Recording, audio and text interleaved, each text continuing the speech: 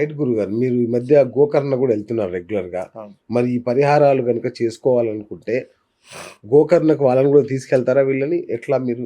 ఇప్పుడు ఇక్కడ ఒక విషయం చెప్పదలుచుకున్నాను నేను. ఎందుకంటే ఒకటే విషయం. ఎగ్జాక్ట్‌లీ మకర సంక్రమణము జరిగేటువంటి సమయానికి అంటే మనకి ఉత్తరాయణంలో ఉన్నాం గనక 15వ తారీఖు మకర సంక్రాంతి. ఇది అవును. సంక్రాంతి పండుగ మనకు 15వ తారీఖు, 14వ తారీఖు భోగి, 15వ తారీఖు సంక్రాంతి, అటు పిమ్మట కనుమ 16వ తారీఖు.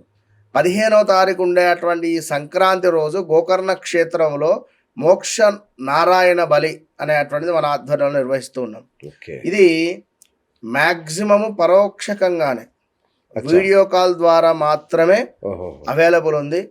సో యుఎస్ క్లయింట్స్ కోసము వారు అడుగుతూ ఉన్నారని చెప్పి వెళ్ళి చేయించడం జరుగుతున్నది కనుక ఇంకా ఎవరైనా చేయించుకోవాలి అనుకునేటువంటి వారు చాలా తక్కువ ధరలోనే మీకు చేయించేటువంటి పరిస్థితి ఉంది. డైరెక్ట్ ఎవరి వీడియో వారికే షేర్ చేయడం జరుగుతుంది. ఓకే. సుమారుగా గోత్రనామాలు చెప్తే సరిపోతుంది. గోత్రనామాలు చెప్పొచ్చును, వారు ఉండొచ్చును వీడియో కాల్లో. అచ్చా! So okay. తప్పకుండా నేనే అక్కడికి వెళ్ళి నేనే చేపిస్తున్నా ఓహ్! కనుక ఓహ్! సూపర్. నేనే ఇక వారికి సాక్ష్యం ఓ అక్కడ. 15,000 అవుతుందా గురుగారు? అంతే, అంతే. ఆ! అంతలో క్లోజ్ అయిపోతుంది. ఒక 1000 అటు ఇటు గాని అంత మించి ఎక్కువ ఉండదు. ఓకే. Direct okay. గా ఒక మనిషినే అక్కడ పెట్టి కూర్చునబెట్టి చేయించుతాము. ఓకే. వీడియో కాల్లో కూడా వారికి అన్ని లైవ్ లో ఓహో! చూపించేటువంటి ఓకే. పరిస్థితి ఉంటుంది. ఓహ్! విన్నారా? సో ఇవాళ రేపు డైరెక్ట్ గా వెళ్ళి వస్తే 30-40 వేల ఖర్చు అవును. ఉంది. అంతే అండి. అవును. అవును. అవును. ఎందుకంటే చేయించుకోవాలి సంకల్పం ఉన్న వాళ్ళు వెళ్ళలేనటువంటి వారు తప్పకుండా యెస్. మనతో ముఖ్యంగా కాంటాక్ట్ విదేశాల్లో ఉండే వాళ్ళకి బాగా ఉపయోగపడుతుంది ఇది. వాళ్ళ గురించే మనం వెళ్ళేది కదా ఇప్పుడు. ఓకే. ఓకే. రైట్. ఇంకా సూపర్ అయితే వాళ్ళకి. సో వీరికి కూడా సపరేట్ గా మళ్ళీ అక్కడ 14, 15, 16 3 days అక్కడే ఉంటున్నాం. రైట్. ఎందుకెళ్తున్నారు అంటే ఇప్పుడు అది పితృదోష నివారణ పూజలేనా? ఎస్. ఓకే. ఓకే. అది ఎందుకు అక్కడే 15వ చేస్తారు తారీఖు. గురుగారు? ఆ!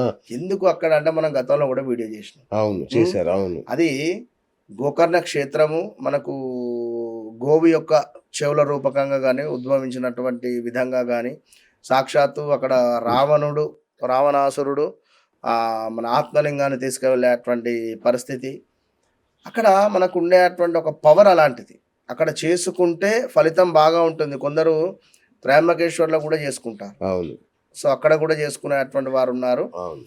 సో నాకేంది అంటే నాకు అక్కడ గుడ్ రిజల్ట్ కనబడింది. చాలా మందికి చేయిస్తే మాకు ఈ పని అయింది, ఉద్యోగం వచ్చింది, రైట్. మాకు ఈ విధంగా ఈ పనులు అయ్యాయి గురువు గారు. నాకు మొన్న కూడా రీసెంట్గా ఒక అమ్మాయికి వివాహానికి సంబంధించింది చేయిస్తే టక్మని కుదిరింది.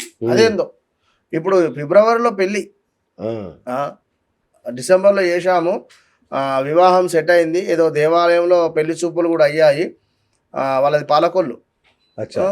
చేయించడం వాళ్ళకి అద్భుతంగా ముందుకెళ్ళింది. రైట్. సంక్రాంతి రోజు ఎందుకు చేస్తున్నారు ఈ నారాయణ నాగబలి? మామూలుగా అమావాస్యకి చేస్తారు సూర్యుడు కదా! మనకు ఇక్కడ శాస్త్రంలో ఏం చెప్పబడుతుంది అంటే సంక్రాంతి పండుగ రోజు పితృదేవతలను స్మరించుకోండి అని చెప్పబడుతుంది. ఓహో! సంక్రాంతి పండుగ అనేటువంటిది మనకు ఉత్తరాయణంలో మొట్టమొదటగా వచ్చేటువంటి యొక్క జనవరి నెలలో ఫెస్టివల్ ఏమిటి అంటే సంక్రాంతి. అవును. ఈ సంక్రాంతి రోజు నాడు సూర్యుడు మకరంలోకి ప్రవేశించేటువంటి పరిస్థితి ఉంటుంది కనుక ఓకే. సూర్యుడు అంటేనే పితృదేవతలకు సంబంధించి కనుక శనికి సంబంధించినటువంటి జాతకంలో కొంత ఏలినాటి శని, అర్ధాష్టమ శని, అష్టమ శని జరిగేటువంటి పీరియడ్లోనే ఇంట్లో తండ్రి కానీ తల్లి కానీ మరణించేటువంటి పరిస్థితి ఉంటుంది అధికంగా. సో సూర్యుడు మన శని ఇంట్లోకి సూర్యుడు ప్రవేశిస్తున్నాడు కనుక ఎవరి జాతకరీత్యా అయినా కూడా శని సూర్యులు కలిసి ఉన్నా, శనులు కలిసి ఉన్నా కూడా పరస్పరం చూసుకున్నా కూడా విపరీతమైనటువంటి పితృదోషం ఏర్పడుతుంది. ధన భావము అంటే రెండవ కారకంలో అంటే రెండవది ఏమిటి అంటే జాతకరీత్యా ధనం.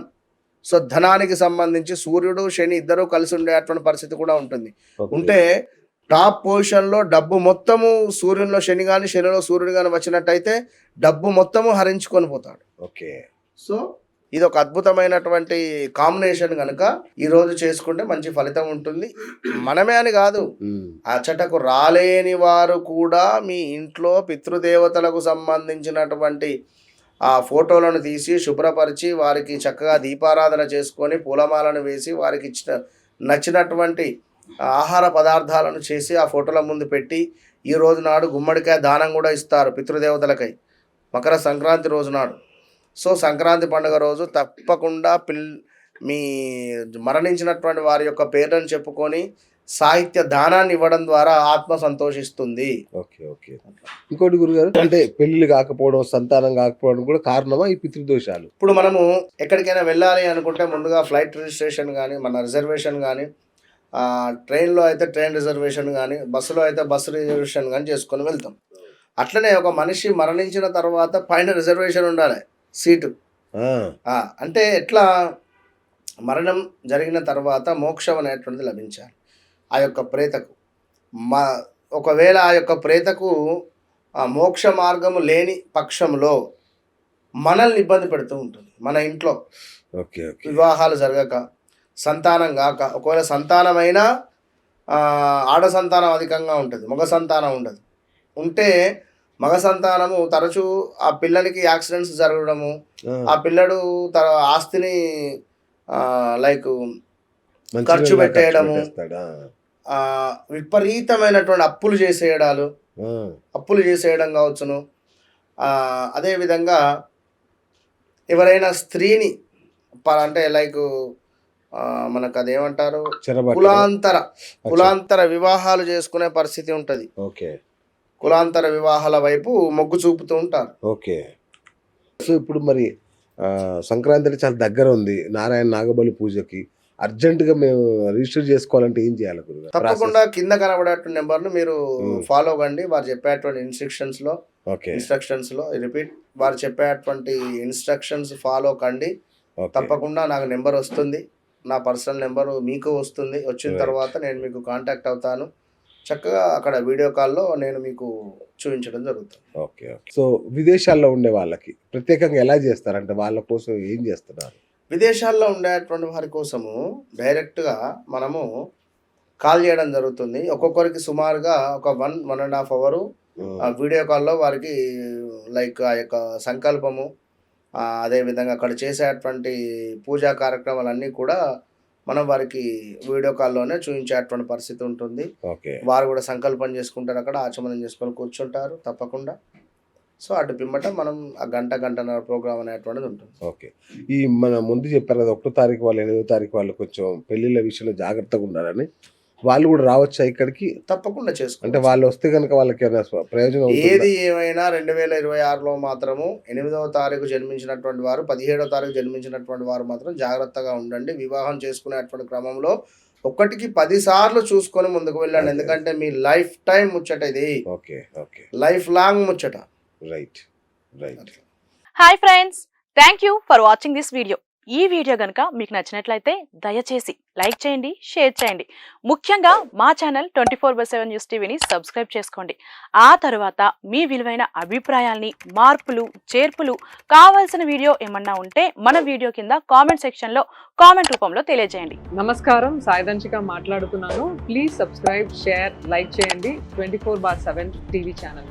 హాయ్ నమస్తే, నేను మీ Sonia Akula. Please subscribe to 24/7 news TV. Hi అండి, అందరికీ నమస్తే. నేను Mankota Prasad. Please do subscribe 24/7 news TV.